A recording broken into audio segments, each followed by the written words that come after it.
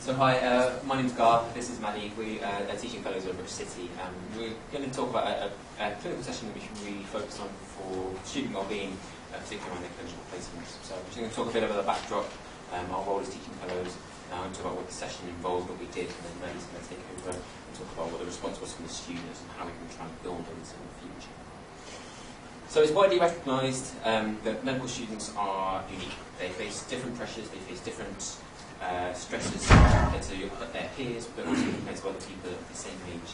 And there's been lots of recognition from the GMC, from universities as a whole, that this is a problem and actually needs to be something to be done about it. It needs to be something to address. This is actually in your packs, I didn't know that. That's actually in your bag.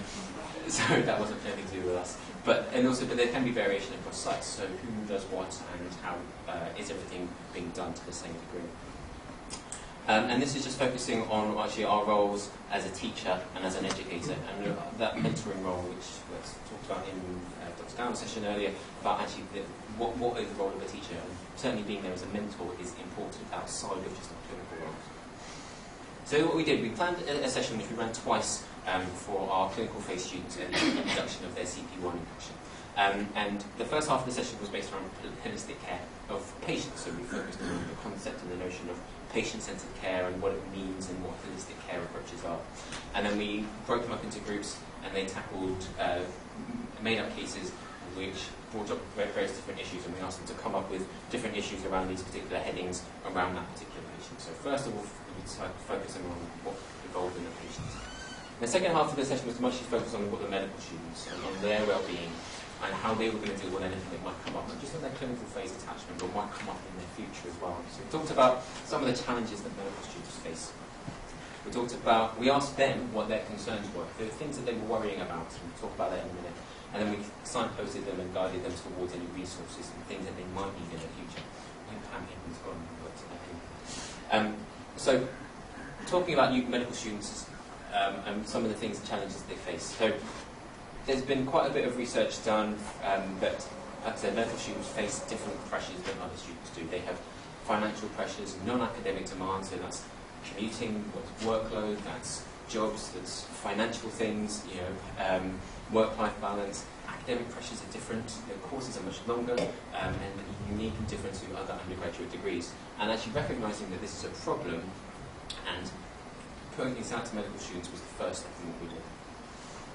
We then asked them if there were any worries that they have. So we've got Mentimeter, if anyone has used it before, and we asked them, can you think of anything that you might be stressed about? And they pulled out their phones and they anonymously wrote down things that they were concerned about. And the bigger the letters, the more times it was said by the students, the bigger it appeared. So workload was the thing that they were most worried about. But other things came up as well. Exams, death, relationships, feeling of incompetence, their own health, angry patients, studying, people, so actually things that these were genuine concerns that they had, and we drew out a few of these and we discussed them and asked them more specifically what they were worried about. And then finally we signposted them, we pointed to them to not just things from the university, but also things that we could do for them as teaching fellows, things outside the university, pointing them to support groups and other things that they might want to involve. And these are the support days that would be there. So that was kind of the crux of what the session was. So this was the first time that Gar and I delivered something like this. So we were quite keen to get some feedback from the students as to how they found the session.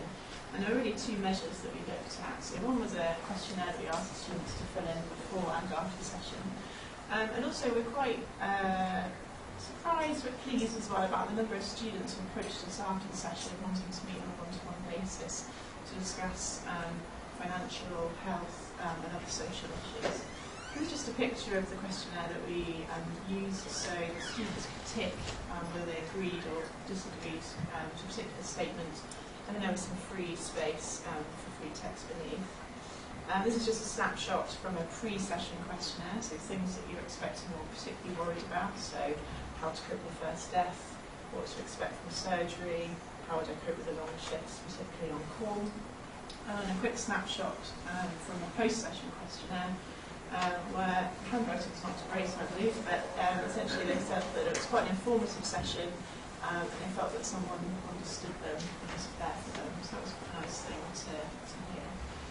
So we totted up all the results from the pre and the post-session questionnaire, and in terms of the pre-session questionnaire, about 40% of students did admit to having concerns about starting clinical placement. So the CP1 students, as Gar mentioned, these students haven't really been on the wards particularly long spells of time, and 40% of them seem to be concerned about that.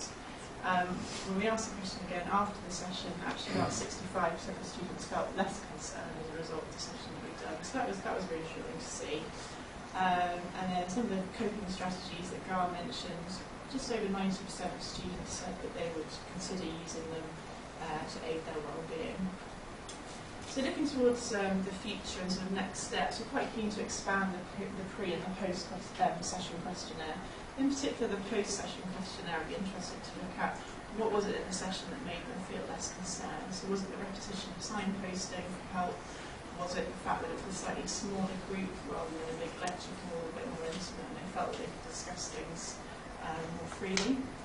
We're also looking at encouraging reflective sessions, and this stems from 2 CP1 students who were involved in cardiac arrest on their surgical placement in theatre. And they approached the department wanting to discuss what had happened, wanting to debrief, and also wanted to reflect on it. So we're thinking potentially of adding in a reflective session into the timetable in the future, whereby students could bring along a particular experience, positive or negative, and maybe discuss it with their peers with us facilitating it. So that's something we might be moving towards. Emphasising a move more towards supportive sort of modelling, as well as encouraging well-being in all of our students, and not just the ones that come to us seeking help or further support, but encouraging well-being across the board. And maybe looking at including well-being at the start of other clinical placements. And then lastly, I'd be quite interested to see people based at other LEPs, whether you guys do something similar, and really looking to get a bit of feedback on what we've done and whether we can make it any better. And I'm happy to answer any questions.